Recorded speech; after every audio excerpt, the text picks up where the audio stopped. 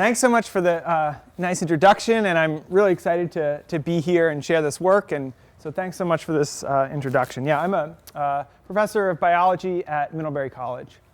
So I was really happy to give a little introduction, or to be asked to give an introduction about myself and how I've moved through to get where I am now. I grew up in Springfield, Vermont, so down 91, go Cosmos, and then left after college left after high school to go to college, and I majored in math. So Les asked me to show that there's lots of different paths. So I studied math before ultimately doing biology.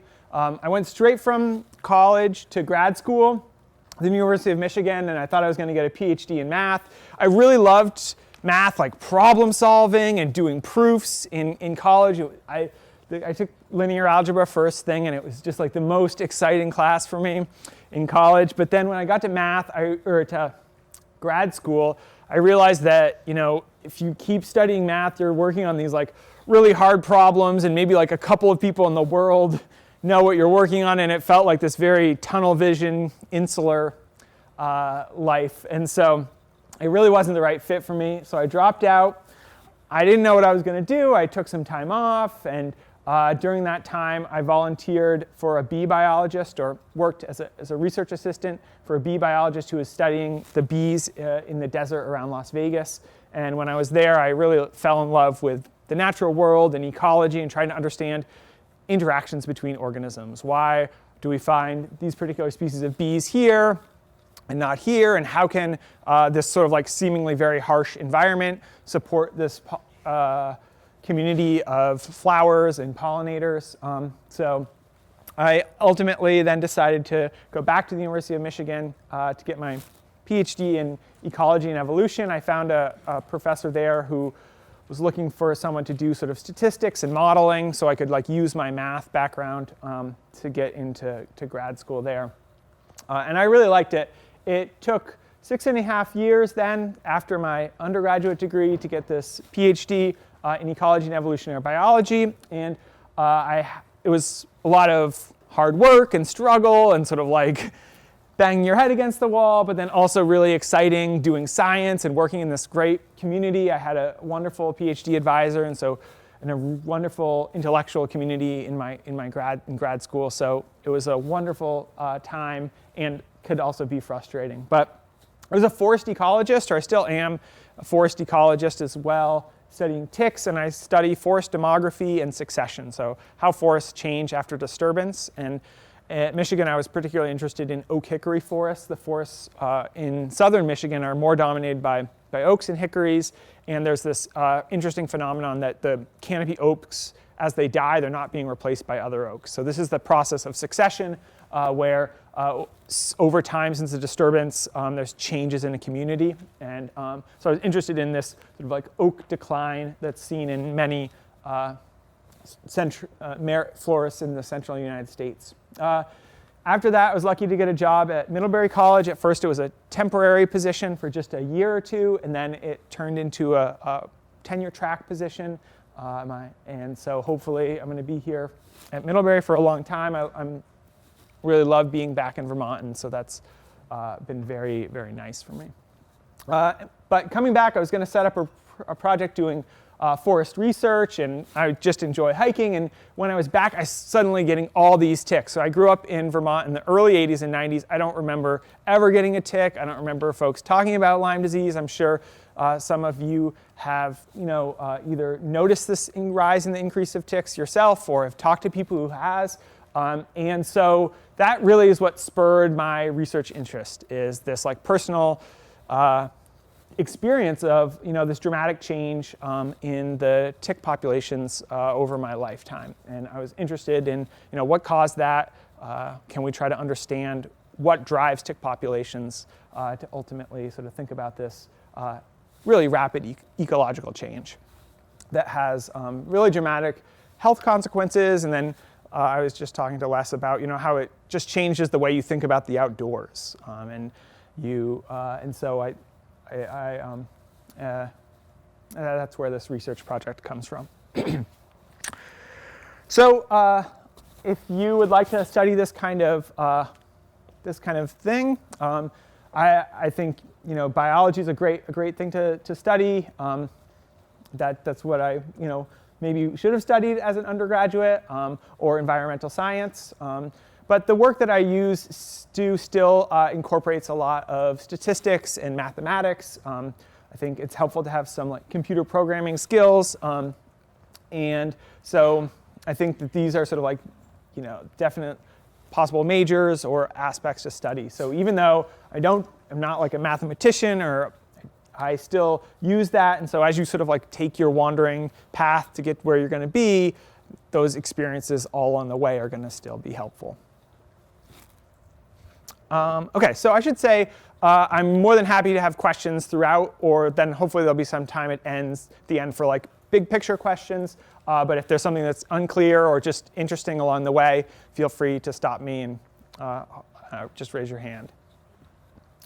OK, so we're going to talk about the black-legged tick. This is the main vector for Lyme disease in the eastern United States. It's also called the deer tick.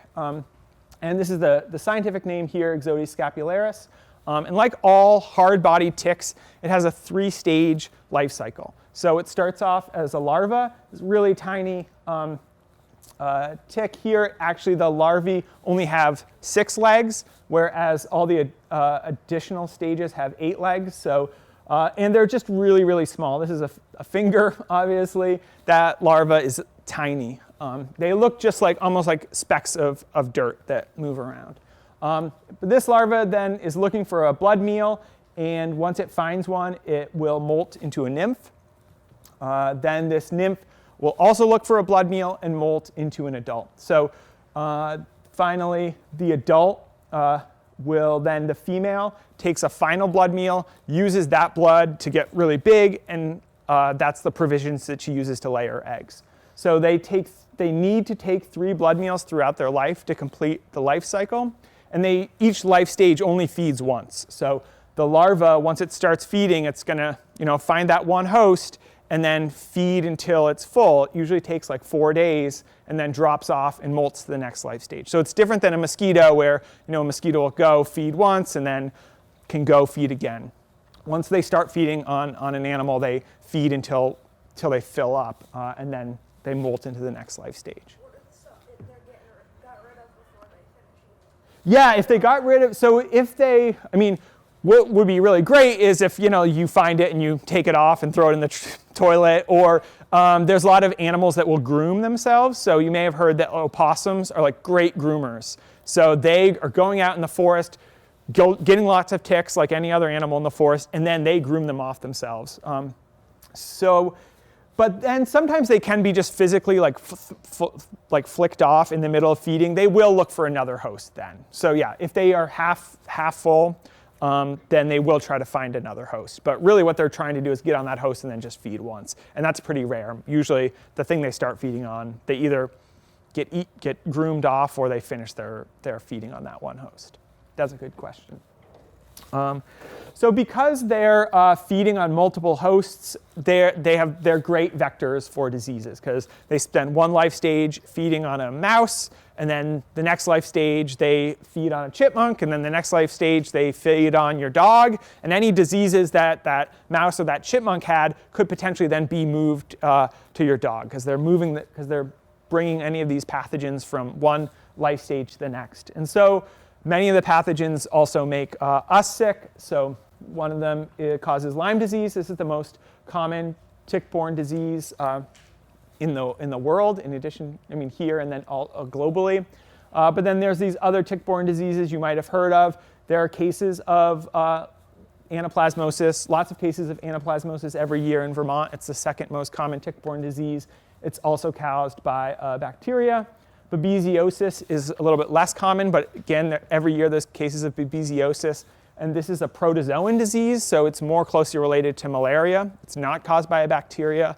And so antibiotics, if you thought you had Lyme disease, the antibiotics would do a good job of knocking down the anaplasma, but not a good job of knocking down the babesia. So that's why it's really important to get tested for all these different tick-borne diseases, because there's very different treatments for the non-bacterial ones.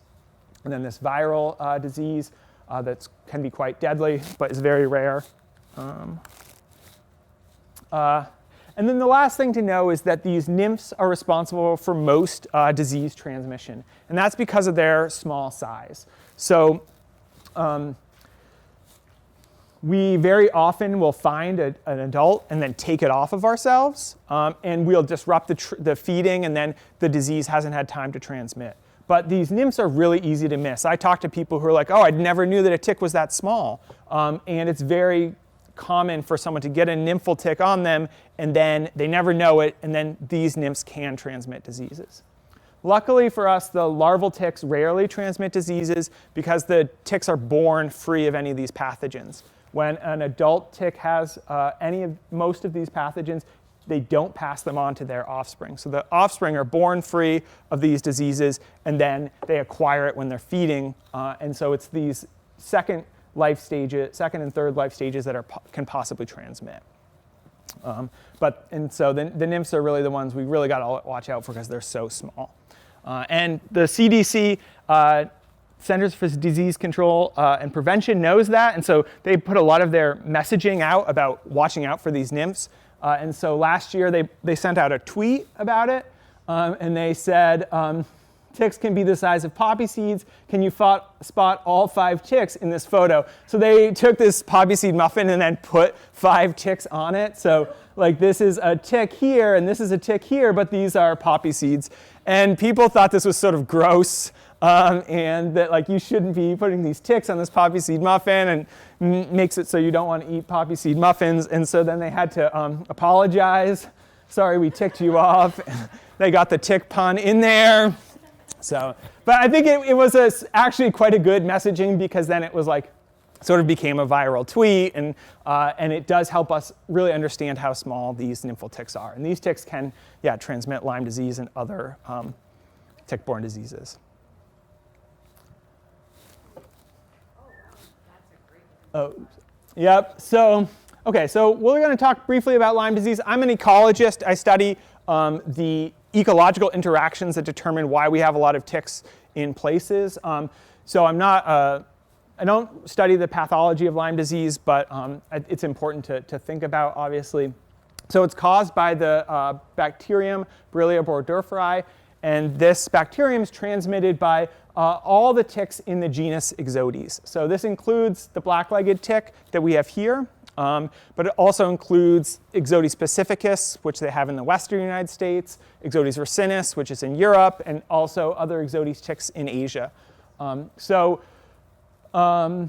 You've probably heard the symptoms, and this is the most diagnostic one, but it doesn't happen in all cases. Some folks can get Lyme disease and only have these symptoms that are a little bit more nebulous, that these could come from a lot of different things, and so that's what makes Lyme disease quite dangerous, is that if it's untreated, then symptoms can often be debilitating and persist for a long time. If it's treated successfully with antibiotics, most people get better, but these long-term symptoms can be quite debilitating for some people. There's an estimated 300,000 cases a year in the United States, and then an additional 200,000 cases a year in Europe. So the disease is worldwide, or throughout the northern hemisphere and temperate regions. It's the most common vector-borne disease in both the United States and in Europe. So vector-borne meaning it's transmitted by an arthropod vector. So in this case, a tick, but malaria is a vector-borne disease. There's more cases of malaria, but in the temperate region, Lyme disease is the most common vector-borne disease. And then it's responsible for these quite large direct medical costs. Yeah? What is it the bacteria is doing in the weeds that Yeah, so this is mostly your immune response and the inflammation due to your immune response. And so this is where the tick bite was, and then the bacterium is like spreading in your body. And so this is the sort of like old reaction to the first like wave of the bacteria, and this is the reaction to the next wave of the bacteria that's like causing that sort of like bullseye spread. Yeah, great question. Okay, so here is a map of the eastern United States. Vermont is highlighted, and this is showing the number of cases of Lyme disease that are reported to the CDC every year, and then it's sort of scaled to 10,000 people in that county. And here we are up here in Johnson.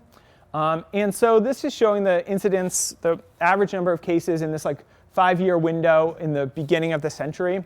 And you can see that the disease is largely found in like mid-Atlantic states, coastal mid-Atlantic states, and southern New England, southern New York. So the disease was originally described in southern Connecticut, around Lyme, Connecticut. There's also a cluster of disease outbreak out in the upper Midwest, but we're showing this here. And you can see Vermont has relatively few cases at the turn of the century. But then over the rest, since then, there's just been this dramatic increase in the number of cases and spread both north and west. So by now here you can see that increasingly, the rates are higher in Maine and Vermont, which have the highest rates of Lyme disease per capita. A lot of people get it in western Pennsylvania. So you see that there's been this increase in the geographic range of the disease, and particularly, found now in more northern and western places than it used to be. Hi, my name's Tabitha. Why do you think there's not a whole lot of cases in that little bit of Massachusetts there, but there's so many in southern Vermont? Yeah, so this is Massachusetts changed the way they reported Lyme disease, and so the reporting in these, in actually all the states other than Massachusetts, is much more liberal than in Massachusetts. I think Massachusetts has overly strict reporting standards. So there's a controversy of just like how much Lyme disease there is, and the diagnosis can be quite fickle. And I think Massachusetts sort of swung the other way, and they're like, oh, we're only going to get like a blazing positive result, and we're only going to call that Lyme disease. And the doctors themselves are probably treating a lot more Lyme disease in Massachusetts, but what the Department of Health in Massachusetts actually reports to the CDC is much more conservative. So some of these are definitely probably like not true differences, but reporting differences based on the different state agencies. Like, why would it be so much higher like right here, and then you go across the border into New York? It's like that seems like an arbitrary border, and some of it's just like how the counties are drawn. But I think that Massachusetts does probably still have quite a bit of Lyme disease. Good question. Yeah, good observation there. Yeah. My name is Alex. When did they come up with the test for detecting Lyme disease, and when did people start doing that and actually knowing it's around? Yeah, versus other diseases that could have been confused with. Yeah, so that's a really good point. There might have been a lot or more Lyme disease in Vermont at this time, and doctors weren't aware of it, or that the testing wasn't as prevalent. So the first cases of Lyme disease that we called Lyme disease were in this cluster of children who got arthritis around Lyme, Connecticut in 1975. And so it was really scary that all of these children were getting these horrible arthritic symptoms. And so they did a huge investigation to find out what it was.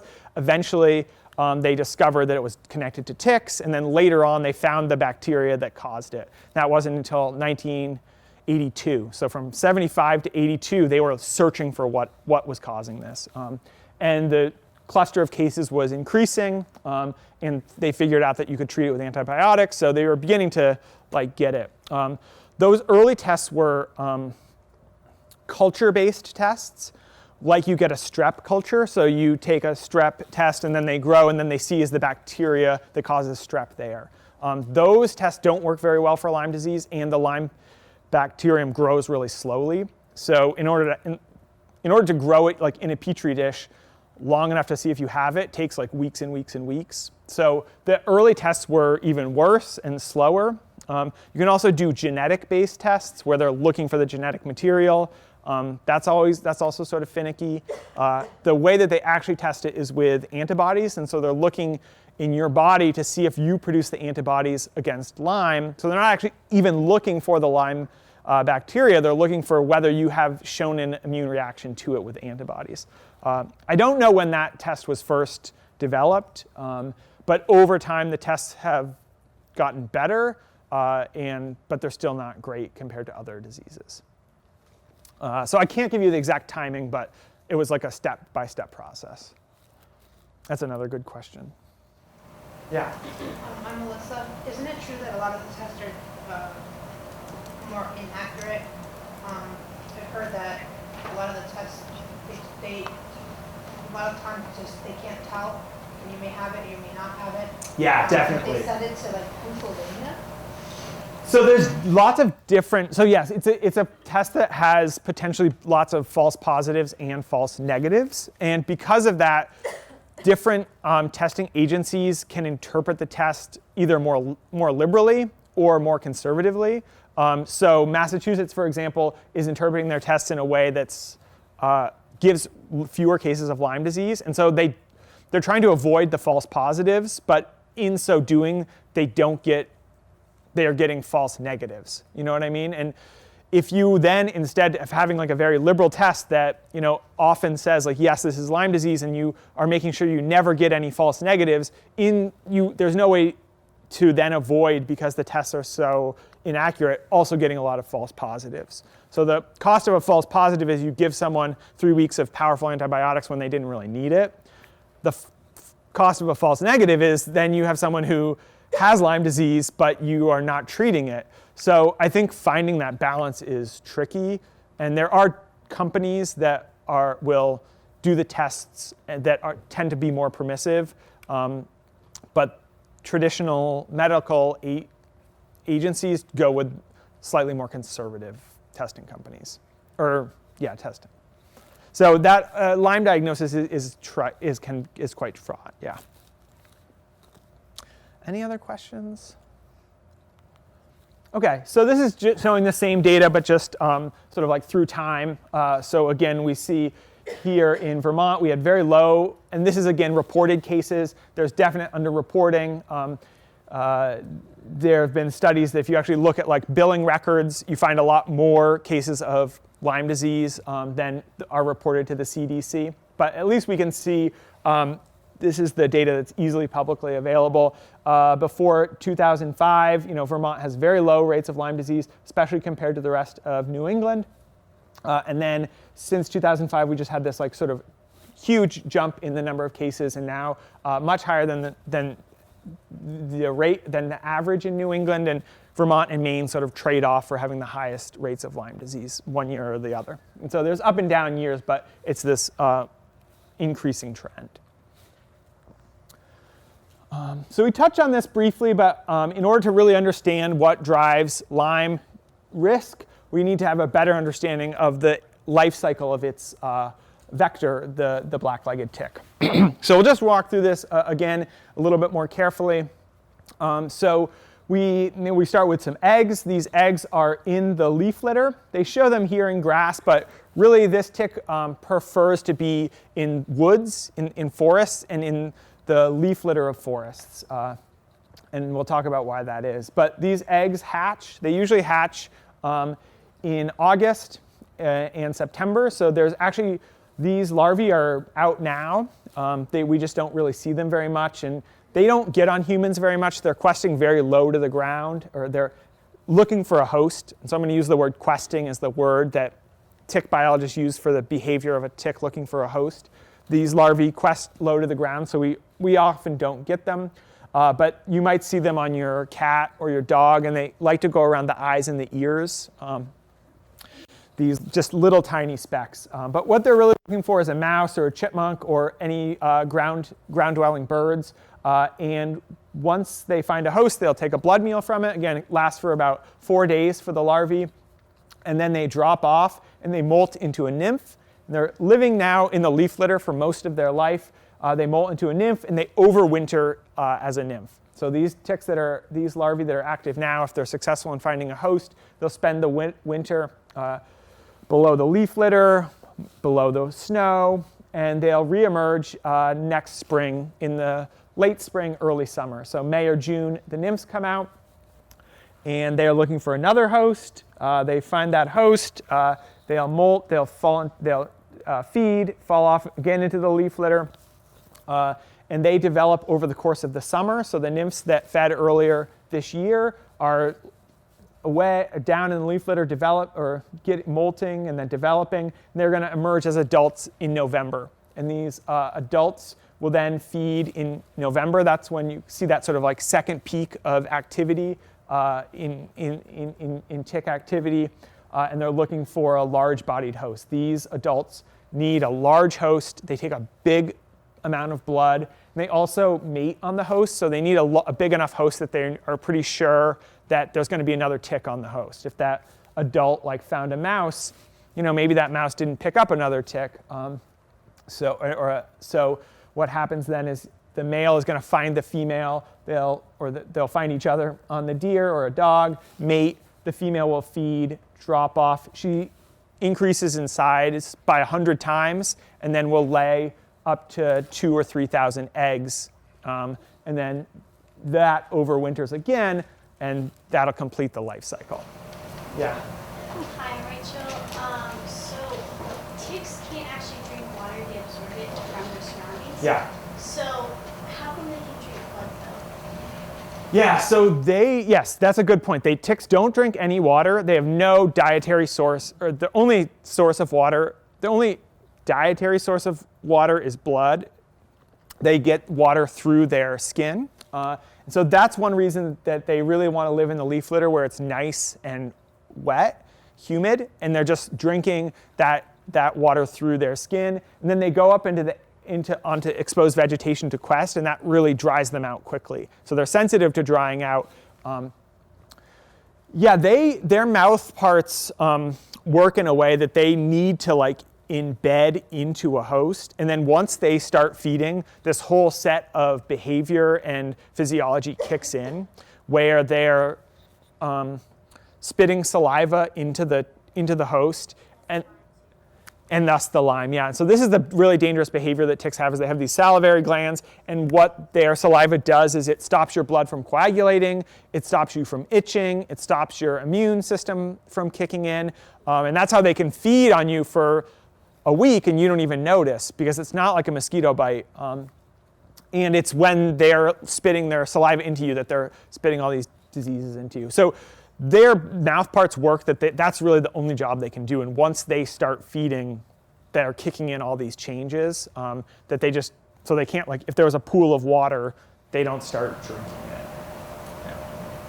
Hi, my name is Caitlin. I was wondering if when the females lay their eggs, that's when they die. Yeah. So these once the male mates with a female, he dies, and then she just spends all of her energy to lay these eggs, and then she dies. So the life cycle stops at that point. Why does the male die after mating? I think he might mate with a couple of as many females as he can find on the host, but he has these reduced mouth parts, and he doesn't feed. So if you have a male adult tick, you don't have any worry about that tick. He's not looking to feed on you. He's just crawling around. He might take, and so he just has no, his whole job is to mate. And he's sort of, the way that their body plan is then, they're sort of they've lost a lot of the things they need to keep going because they're just going to mate. And so it's a common life plan in some invertebrates, is that, you grow up to a certain size and then you mate and then you die. Yeah. Hi, my name is Carolyn. So I recently heard that Lyme disease can be passed to an unborn child if the mother has Lyme disease? Yeah, there is congenital Lyme in people, but not in ticks. And that's just a difference between, where the bacteria lives in a human body versus where the bacteria lives in the tick. So if a deer, part B. Yeah. If the deer is looking for this large host so that they can reproduce, is there any potential of extracting Lyme from eating venison? No. So we had the Lyme bacteria for us to get it, it has to enter through our bloodstream. So yeah, we're in no danger of eating venison, or if your dog has Lyme disease and then licks you on the face, like it's got to go like blood to blood. Yeah. Yeah. Hi, I'm Katie. Is a lot of like the larvae population converged? A lot of animals able to contract Lyme? Yeah. Or mostly just people?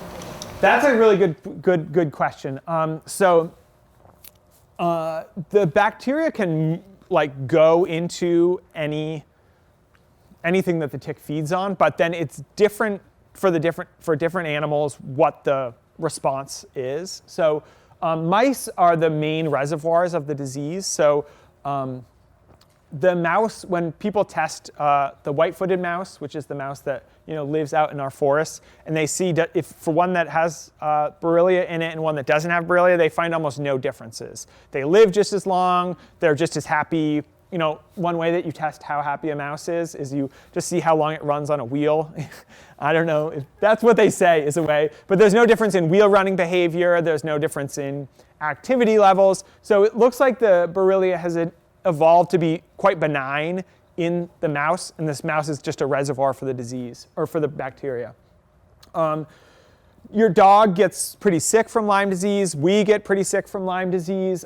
Deer are not very good hosts or reservoirs for the bacteria. So if a tick that has Lyme disease feeds on a deer, usually then if another tick feeds on that deer, it doesn't transmit the bacteria to that next tick. Versus a mouse is a very good reservoir. If a mouse is infected, most of the ticks that then feed on it will become infected. So there's sort of two different things of like how good of a reservoir is it versus how sick it makes you. And so it looks like the bacteria makes things sick that haven't evolved to have this history with it. So the mouse has this long history of it, and then when it spills over to people, we get quite sick, which is similar to like Ebola. I mean, even to a worse degree. Ebola circulates within bats, and then when it moves from a bat to a human, we haven't seen it before, and we get, deathly ill from Ebola. But I'm not sure about lots of other things like, I don't know there's like birds can get it, and chipmunks, and in the south, lizards get it in other areas of the country, and I'm not sure exactly what effect it has on that whole range of hosts. But yeah. Hi, my name's Elizabeth, and I was just wondering if the ticks can, like when they do latch on, can they give you Lyme disease at any point or stage in their life, or is it just the adults, or is it just the nymphs? Yeah, so only the nymphs and the adults carry it. So here's so I'm going to answer your question in 1 second. So yeah, this is the life cycle of the tick, and then the next thing we can think about is how Borrelia stays in this natural cycle. And so this is called the enzootic persistence. So this is like endemic. So endemic is like within humans, demi meaning humans, and this is like within animals, zoono.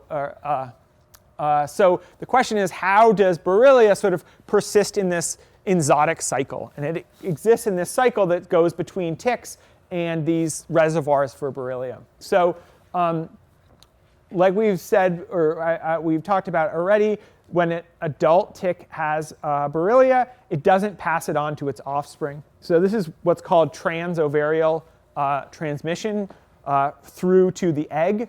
And so there's no transovarial transmission, so these larvae are born without the disease. So that's, these were born without the bacteria, so they can't pass the disease on. So what happens is these larvae will then feed on this pool of different potential blood meal hosts. And if the animal that it feeds on is infected, then that larva becomes infected. So that larva, and because the larvae only feed once, then that larva drops off, molts to a nymph. Now this nymph is infectious because it got it during its first blood meal. Now this nymph is ready to infect a new mouse or infect a chipmunk or potentially infect us or our dogs. Then the nymph drops off, molts to an adult, and now this adult is again infected, but it usually is going to feed on something else that doesn't sort of contribute to this enzootic cycle, because deer aren't good reservoirs. We usually don't get many ticks on us, only 1 or 2. That's not enough to sort of maintain it in a population.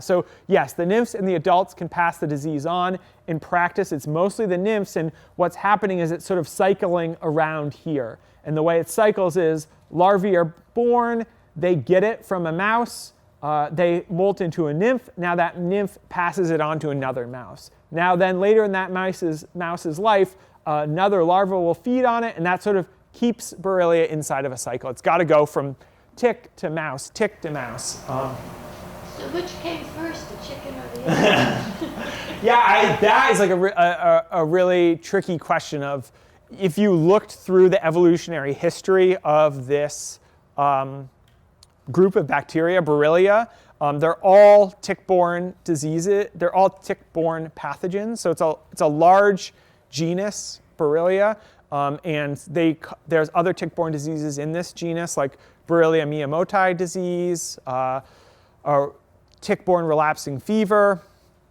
So at least it seems like for as long as Borrelia has been around, it's always been something that transmits between ticks and vertebrate hosts. I think you'd have to go further back to look at what did Borrelia evolve from. And you could see, was that a bacteria that was originally in ticks, or was that a bacteria that was originally in vertebrate hosts? And I don't know the answer to that, but.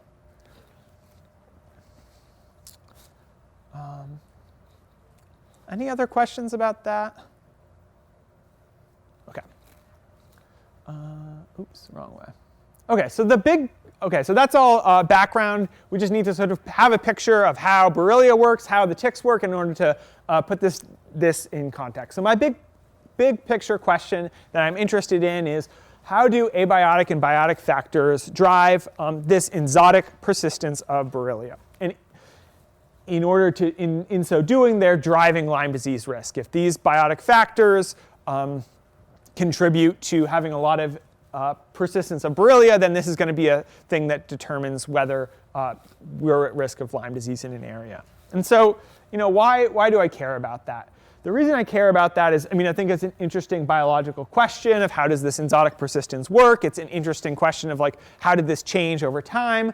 But from a practical point of view, if we could understand the abiotic, so these are mostly climate factors, how warm was the winter, how much rain did we get, and then biotic factors are how many mice are there, how many deer are there, then we could potentially answer these questions that have human health implications. So if we understood, what's the exact way that climate affects ticks, we could understand how Lyme disease risk will change with climate change. Or if we understood exactly how the abiotic factors affect ticks, we could better predict Lyme disease risk, how it changes annually. We saw some years we had not very much Lyme disease, some years we have a lot of Lyme disease.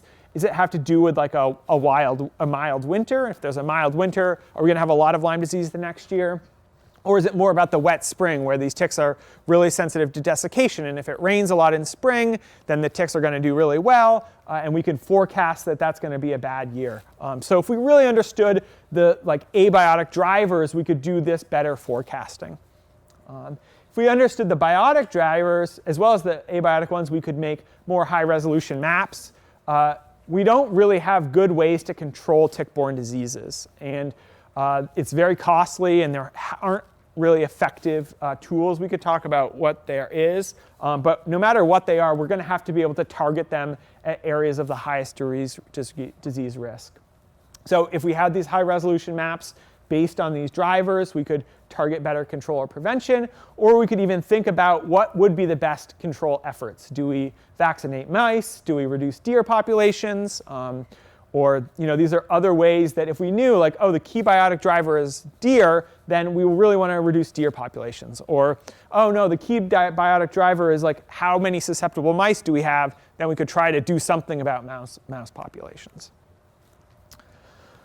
So that's the big picture question and why I'm interested in it. And this is how I sort of try to address this big picture question, because this is sort of very hard question to answer it on its own. So how am I going to try to get at it? So the way I have done it so far is to use elevation as a gradient along which both climate, like abiotic, and tick host communities will vary. So if we look at how the tick community varies along this nice gradient that will give us environmental variation or abiotic variation and biotic variation, then we can try to understand what's driving this differences in Lyme disease risk and persistence.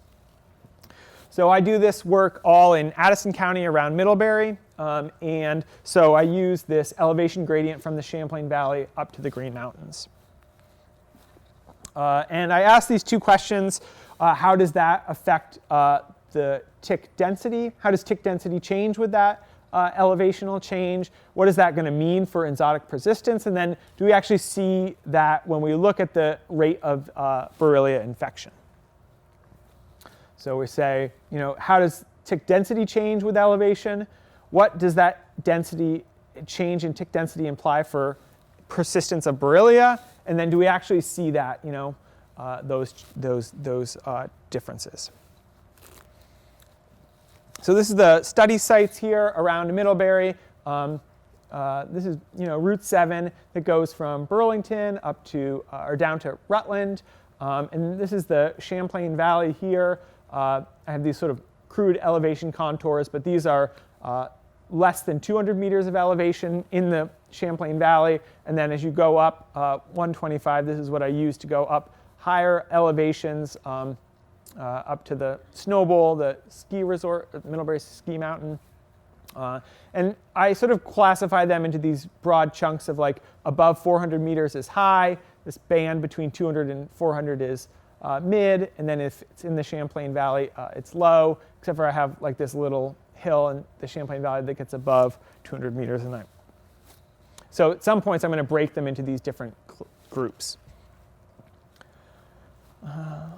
The way that we do this work is we sample for ticks with this really simple method called the Dragcloth Sampling method.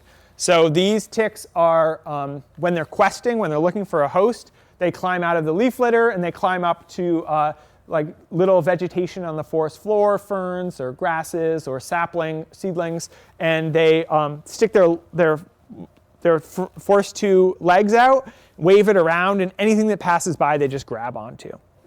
And so that could be a mouse, it could be your dog, or it could be just this white cloth. And so we drag the white cloth along our transects, and then we flip it over every 10 meters and we count all the ticks that are on it.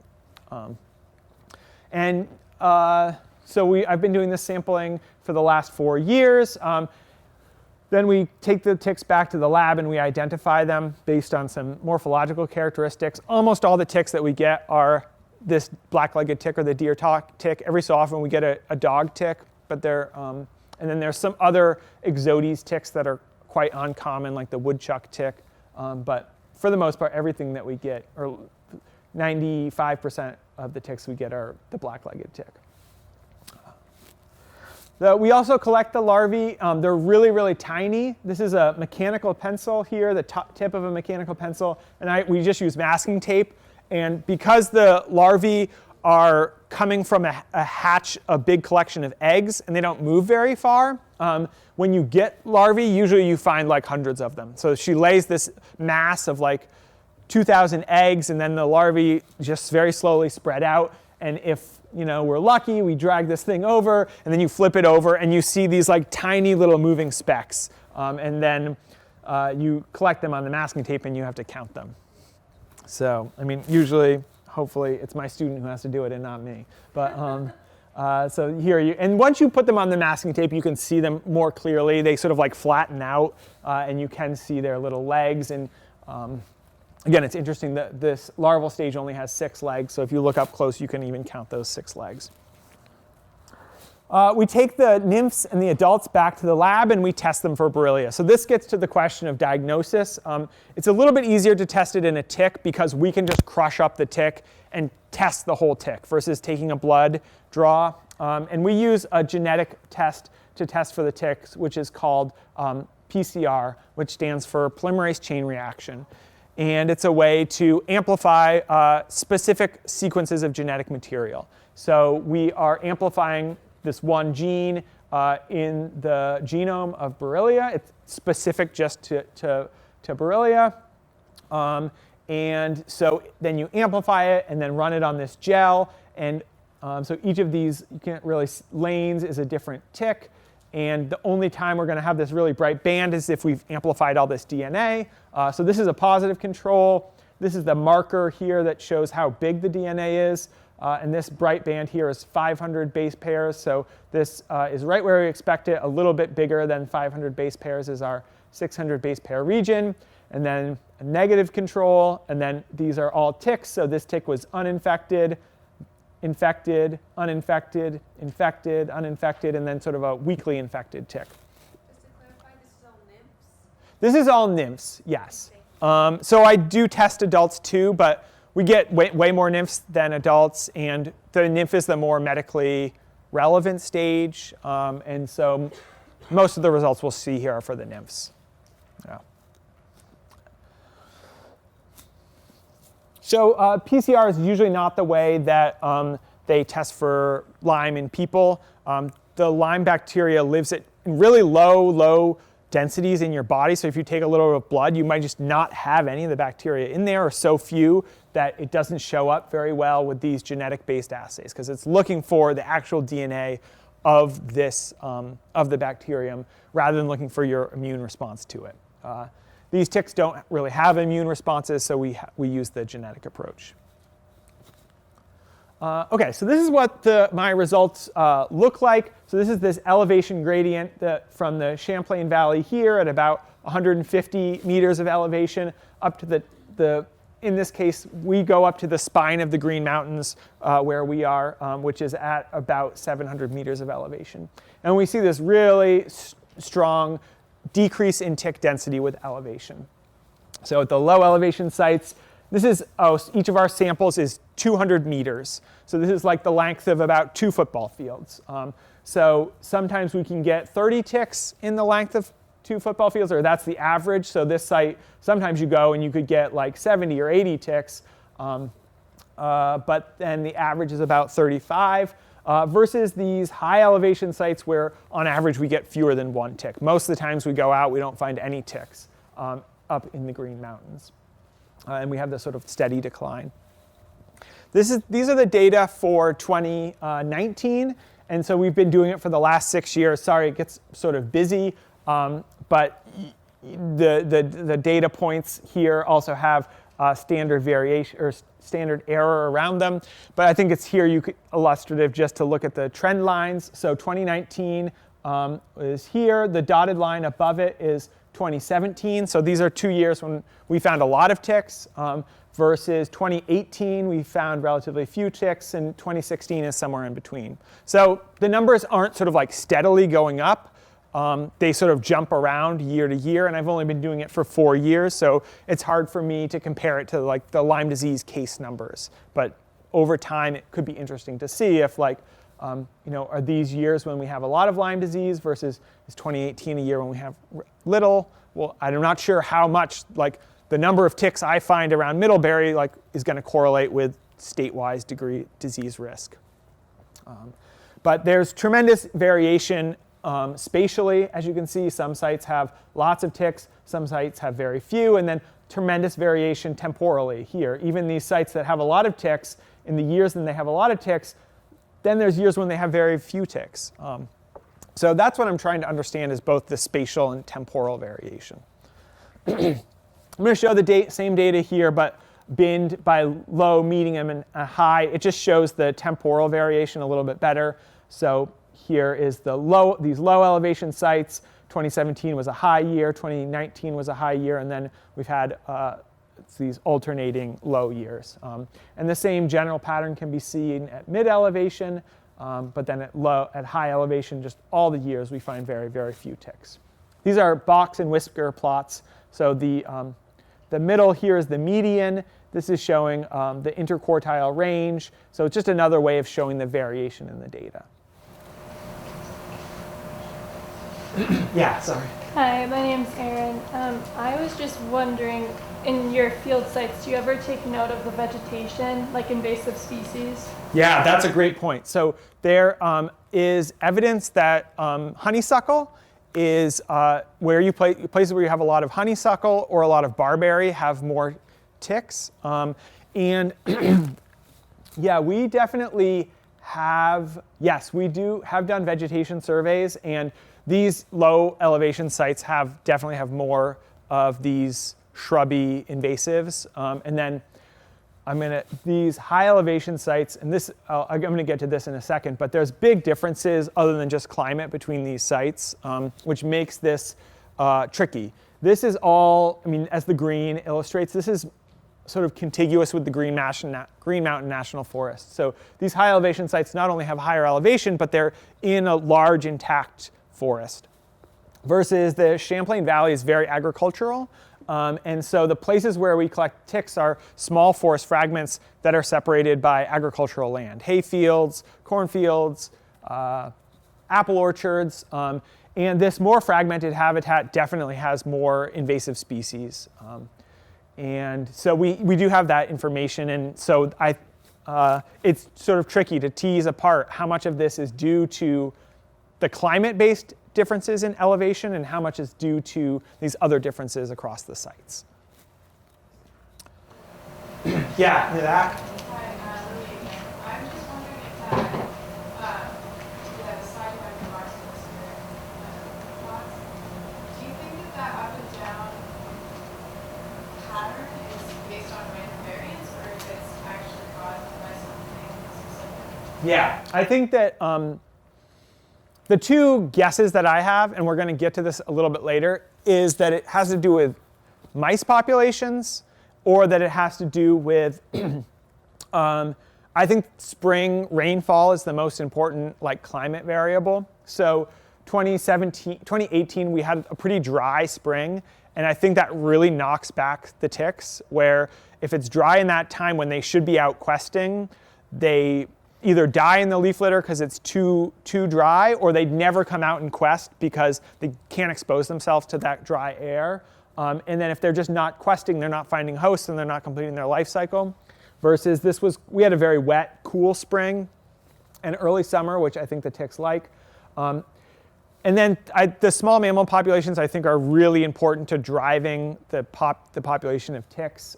When the larvae are out there looking for a host, I think it all depends on, or a big importance is how many mice and chipmunks there are. And we're just starting now to start trapping those to have a gauge of those small mammal populations. But that's a really good question. Yeah, what explains this? So I guess actually, So by way of saying what drives this pattern? So it could be so the main pattern that I want to try to describe here actually is just this decrease. Why do we find fewer ticks at the high elevations and a lot more ticks at higher elevations? This interannual variation is very interesting, but it's not the main point of this talk.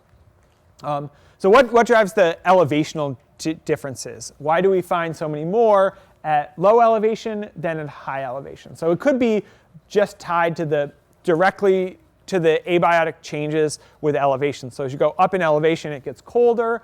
It could be that this colder winter kills overwintering ticks, or it could be that the colder temperature results in just a shorter activity period for the ticks. So since it's colder at high elevation, there's just a shorter growing season for the ticks. There's not as much time when there's not snow. There's not as much time when it's above freezing when the ticks could be active. But it also could be because of differences in the biotic community. And so this is the question that we asked about. If there's differences in invasive species, that definitely could be the case. Or it could be due to differences in the host community that are tied to those different types of forests. So again, at the high elevation site, this is largely a large intact forest. Low elevation sites are generally found in these smaller forest fragments. And forest fragment, there's a suite of species that are better suited or more tolerant of human activity and human fragmentation, and that definitely includes the white-footed mouse and the white-tailed deer, versus some maybe potential small mammal predators or competitors of the white-footed mouse that might only be able to or prefer to live in larger forest fragments. So let's see how we're doing for time. Okay, great. So how does tick density change with elevation? It decreases with elevation. So what does that mean for the amount of Lyme disease or the fraction of these ticks that are infected? We should expect that with fewer vectors moving the disease around, we will have a lower infection rate. And that's what we find. This is the infection rate just of the nymphs. So at low elevation, about 24% of the ticks of the nymphs are infected. And then once we get to high elevation, it's about 17%. So for the adults, the rate is about twice that. The adults have maybe 50% of them are infected.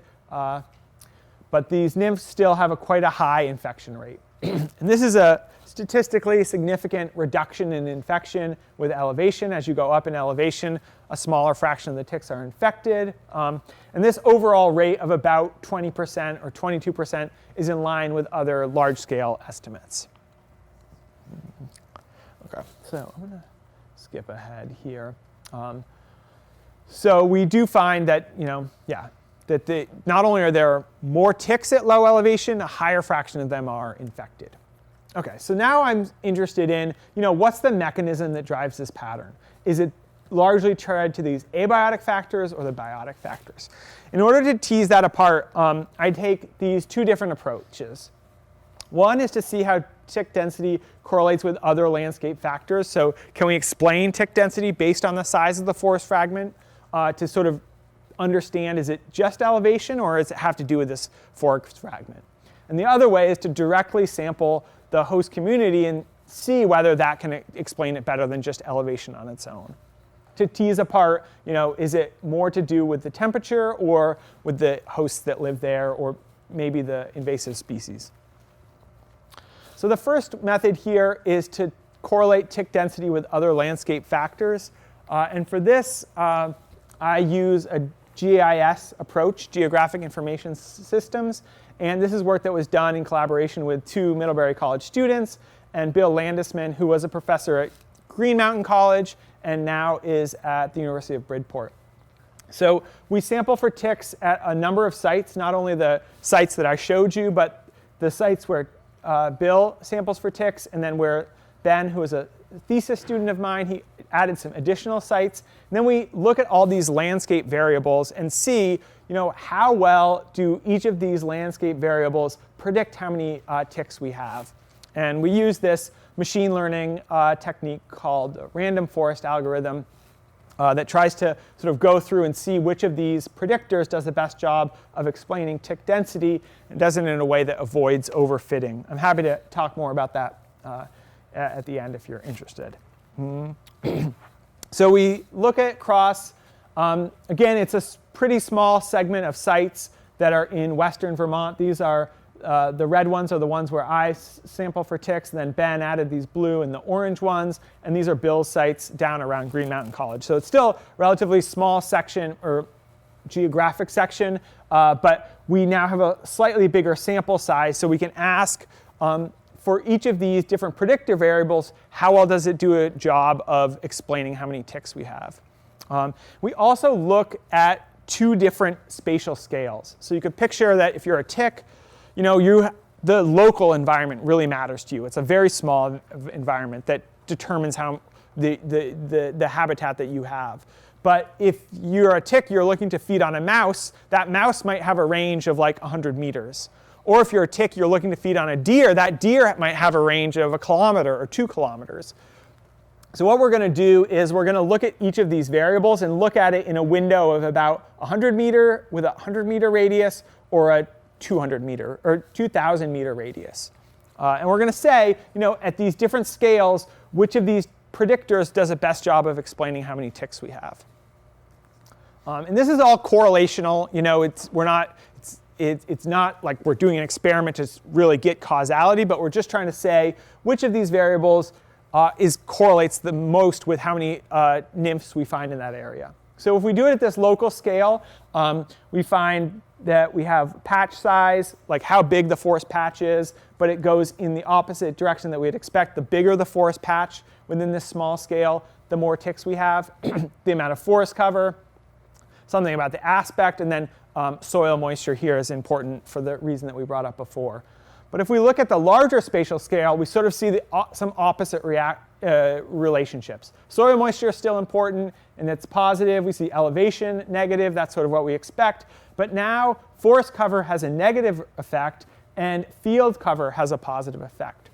So what I think is going on is that when we look in this local scale, there it's important to be in a forest. And to be in a forest, there has to be a lot of forest around you at that 100-meter scale. Because this is what the mice like. The ticks want to live in prefer to live in forests than in open places because they dry out more in fields.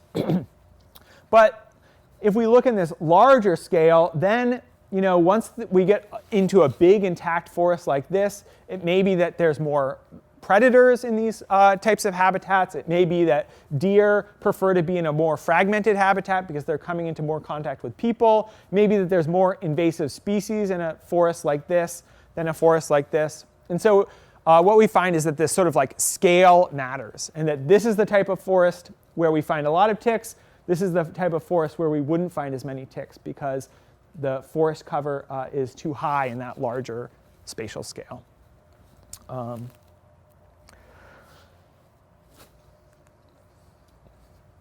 So here we're seeing how well this model does. It effectively is predicting how many ticks we have based on these different habitat variables. So for each of the places where we find ticks, we say how many ticks do we actually have. So here we have 0.05 ticks per square meter. The model predicts we're only going to have 0.03. So we'd want to be all the way along this line where the model predicts the exact right amount of ticks. But we're along this line. These are each of our points.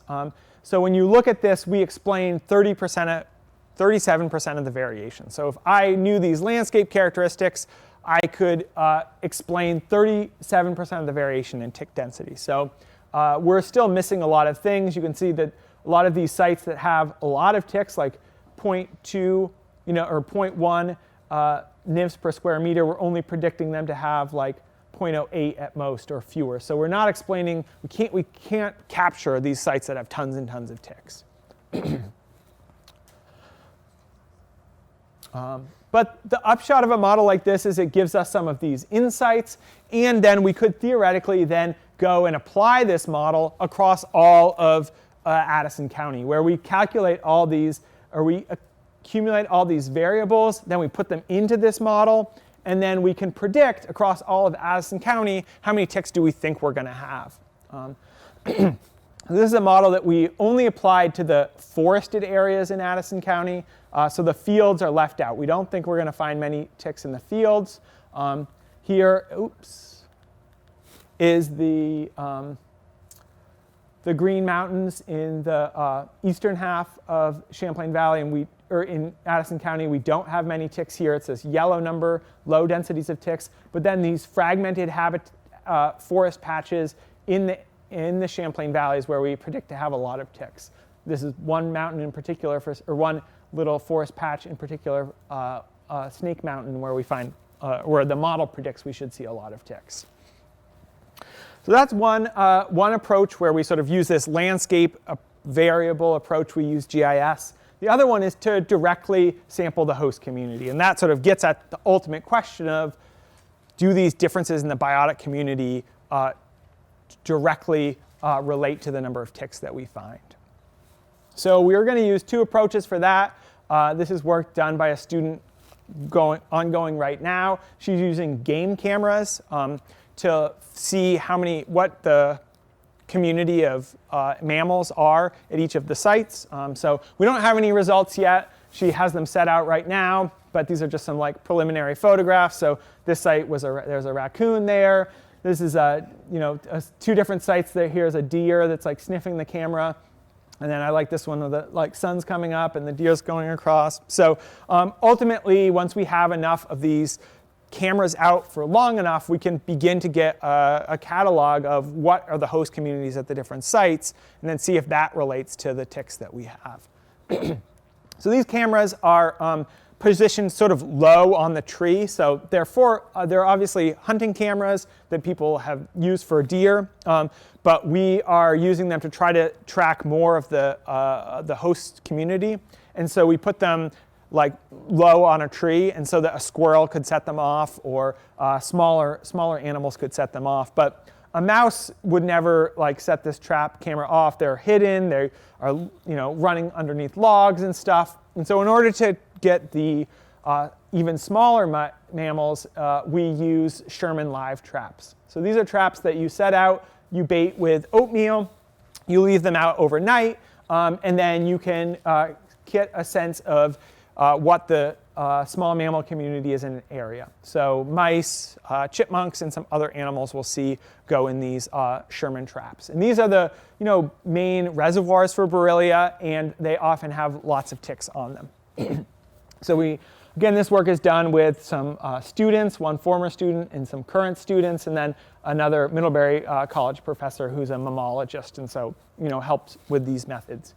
So we set out the traps, we collect the small mammals, we count the ticks on the mammals, and then for some of the animals, we take an ear clip that we can test for Borrelia, and then there's some species of mice that look very similar, and we have to use a genetic assay to tell them apart.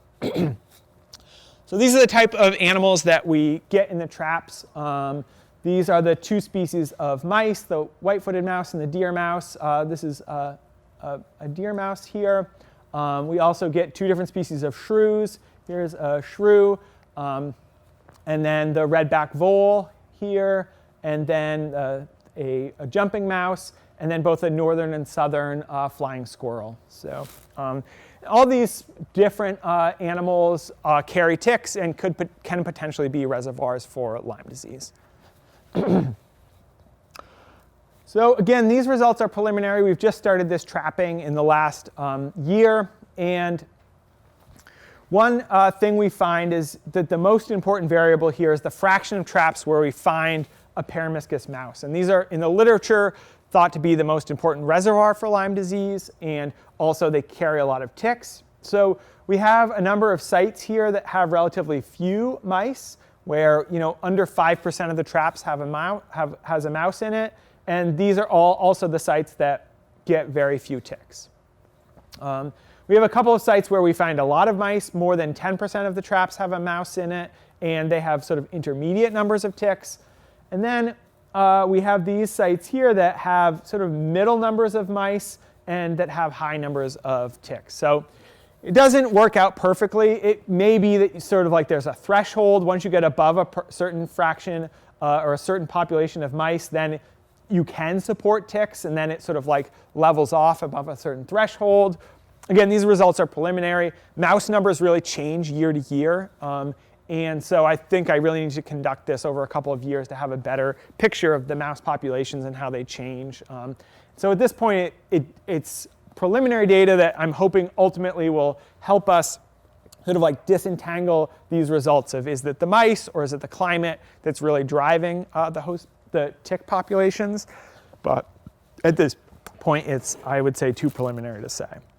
So the summary here is that tick density decreases with elevation in the Champlain Valley. Overall infection rate is 22%, which is in line with other sort of large-scale estimates of ticks. And nymph density, or the nymph infection rate, also decreases with elevation. So if you're hiking around Middlebury, do it up in the mountains, not in the Champlain Valley. And it's hard to tell what drives these patterns, and that's sort of the ultimate thing that I'm interested in, and that's what I, in the long term, would want to be able to disentangle, is how much of this is due to climate differences versus how much of this is due to abiotic differences. And the way I'm addressing this is this ongoing work to sort of look at the host communities. Ultimately, then, I would like to be able to use what we know, to better predict and forecast Lyme disease or to tailor specific control strategies. So thanks so much. I really appreciate your great questions and attention. I'd also like to thank the students who have helped me do this work for the past 4 summers. I had really wonderful crews of students who go out into the woods in these tick suits, and there you can see their drag cloths, and then some funding, access to the lands, and helpful discussion.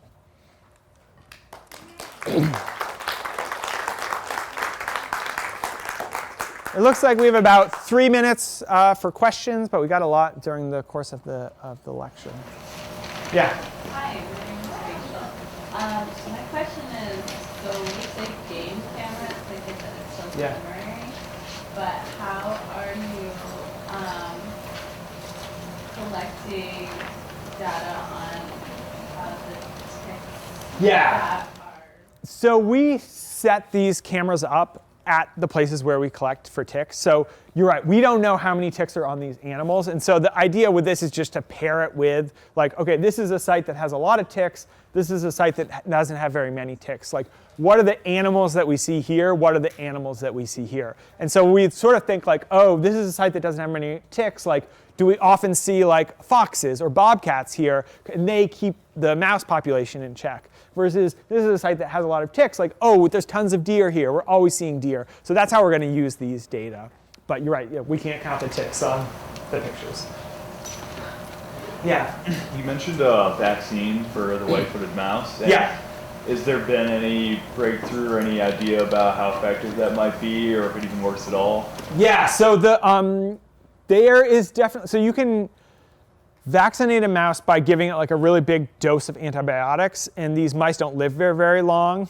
Their like average lifespan's 150 days, and so that antibiotic like dose will clear it for a big chunk of its life. But they are genetically engineering mice that are immune to Lyme disease, and they are going to test that on Nantucket. So the idea is that Nantucket is an isolated island that has a big problem with Lyme disease, and it would be hard for the mice to escape along Nantucket, and so it's a great like test case to see whether it works. So let's see, I'm just going to get this map, but I guess. So you can see that the islands of Nantucket and Martha's Vineyard have high Lyme disease incidence. And so Lyme is a big problem in these islands, and so yeah, it definitely works. Like, you can genetically engineer a mouse to be immune to Lyme disease, and so the idea is that they'll then trap mice on these islands, and they'll see the population cycles, and then in a year when there's not very many mice, and the mouse population on the island is very low, they go and they release thousands of mice, so that their genetically engineered mouse swamps out the local population. And then they'll just see, and they think that then, I mean, the mouse is the big reservoir, so there'll still be ticks on the island, but these ticks will no longer transmit Lyme disease because they won't have had the mouse to get it on. So they're testing it on an uninhabited island right now nearby, and then this is like the biggest scale, like most promising Lyme disease controlled test that we have at this point. But how feasible it is not on an island, I don't know how you would possibly release enough mice. Yeah. Yeah. I'm Sarah. I grew up in Vermont and briefly moved 9-10 years old down to Virginia. Yeah. Long story short, as a kid growing up in Vermont in the 80s, we never had white-footed field mice in our house. We always caught what are known as house mice. Yeah. Smaller ears, shorter tails, longer bodies, versus field mice, which are tiny little bodies, big ears, long tails. Yeah. Very distinctly different looking mice. Moved down to Virginia and absolutely heard about possums, heard about skunks, heard about field mice all over from people. And then came back to Vermont and once again saw no skunks, no possums, mostly house mice. Yeah. How much has the climate warmed and we've gotten skunks, possums, and field mice coming north? Yeah, so I think this is a great question of like how much of this is tied to just the spread of Lyme disease, how much of it is tied to climate change, which has made it possible for the tick to live here, how much of it is tied to climate change that it's allowed that's changed the host community? I don't think we know the answer to that. That is awesome. And so I think that that's like, yeah, just an interesting question to think about going forward. Yeah. Thank you again. We can have more conversation at dinner.